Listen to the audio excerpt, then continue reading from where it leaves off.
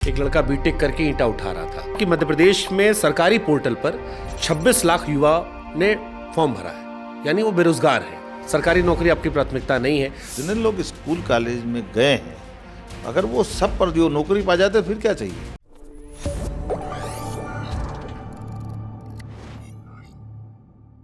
एक खबर अभी मध्य प्रदेश की बड़ी वायरल हो रही थी। एक लड़का बीटेक करके ईंटा उठा रहा था, फिर उसके बाद उसमें डेटा दिखाया गया। एक बड़े चैनल पे खबर चल रही थी, मैं देखा, फिर उसमें डेटा आया कि मध्य प्रदेश में सरकारी पोर्टल पर 26 लाख युवा ने फॉर्म भरा है, यानी वो बेरोजगार है। सरकारी नौकरी आपकी प्राथमिकता नहीं है। तो ये 26 लाख लड़का है, आपने रोजगार मेले में 58,000 दिया, आप कह रहे हो कि इंडिपेंडेंट बनाओगे उनको, बट उसको इसी में मजा आ रहा है। 26 लाख जो फॉर्म भर रहा है, वो जो आवाज उठा रहा है, तो इनको कैसे समझाओगे इन 26 लाख लड़कों को? मैं आपके सामने फिर दोबारा दोहराता हूँ। हाँ।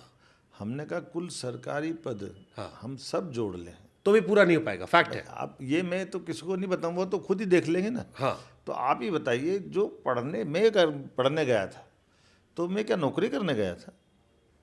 जितने लोग स्कूल कॉलेज में गए हैं, अगर वो सब पर जो नौकरी पा जाते फिर क्या चाहिए। पाते हैं क्या नौकरी? नहीं। तो ये अब ये यथार्थ को सब जानते हैं। जिनको सरकारी सर्विस में जाना है वो जरूर जाए, मैं ना नहीं बोल रहा हूँ। उनके जाने के लिए हम विभिन्न प्रकार की कोचिंग लगा रहे हैं, उनको सब प्रकार की सहूलियत दे रहे हैं, बट उधर प्राथमिकता कम है। लेकिन फिर भी जो बाकी लोग हैं उनका भी तो चिंता करना पड़। सरकार का मतलब सरकार समान रूप से। अब एक सवाल मेरे मन में और आया, आपने कहा 60% बजट सरकारी लोगों पर जा रहा है।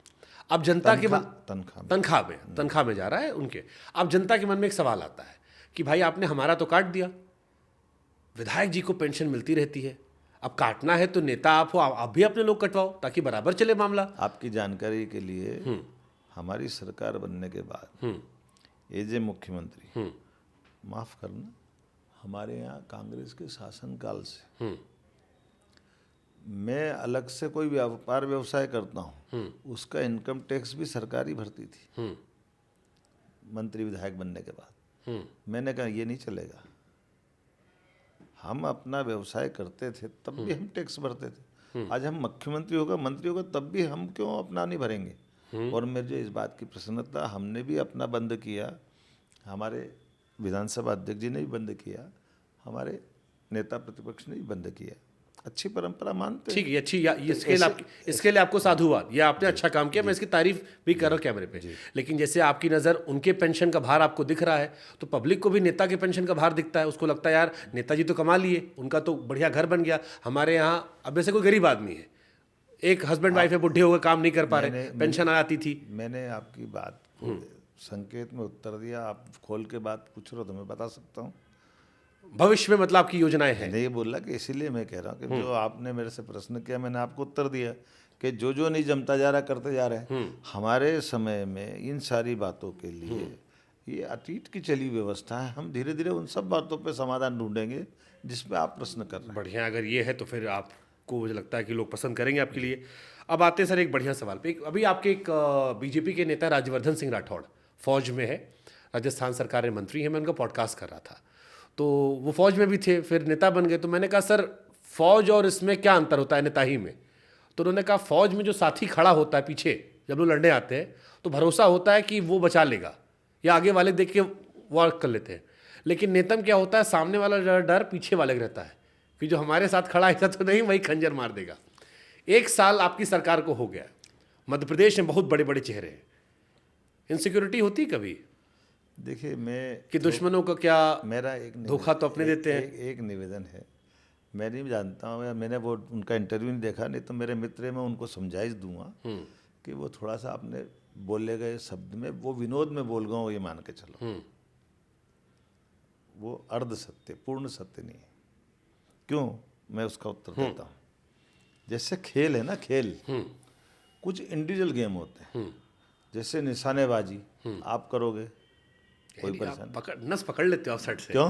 मैं समझ गया आप क्या कहना चाह रहे हो। भाई हाँ, बढ़िया बता रहे हो आप। हाँ, बात समझ में आ गई। हाँ। लेकिन हॉकी में आगे अकेला नहीं खेल सकता, तो टीम में खेलना पड़ेगा। मैं क्रिकेट अकेला नहीं खेल सकता, फुटबॉल अकेला नहीं खेल सकता, ऐसे राजनीति कोई अकेला नहीं खेल सकता। गलत बोला। जबरदस्त, राज्यवर्धन जी को आपने करियर मोटिवेशन दे दिया। हम आपने याद दिलाई, मैंने तो देखा नहीं था, मेरे भाई है, मैं बोलूँगा उनके जरा। Team man together each achieve more, साथ मिलके ज्यादा हासिल हमारे करेंगे। माननीय प्रधानमंत्री जी मंत्रिमंडल बना करके, हम तो विक्रमादित्य की नगरी वाले नवरत्न चला रहे थे। सभी राजा, कोई भी राजनीतिज्ञ टीम गेम के बिना कैसे चले? ठीक बात, लेकिन जनता जो होती, देवता भी इंद्र दरबार। समझ गया सर, मैं समझ गया, आपने राजवर्धन जी के लिए मैसेज दे दिया। लेकिन जनता जो होती है उसे कंपैरिजन करने में बड़ा मजा आता है। अब यहाँ मामक सरकार थी, अरे जनता बहुत जोरदार है भाई साहब, जनता का तो मैं शुरू से कायल हूँ।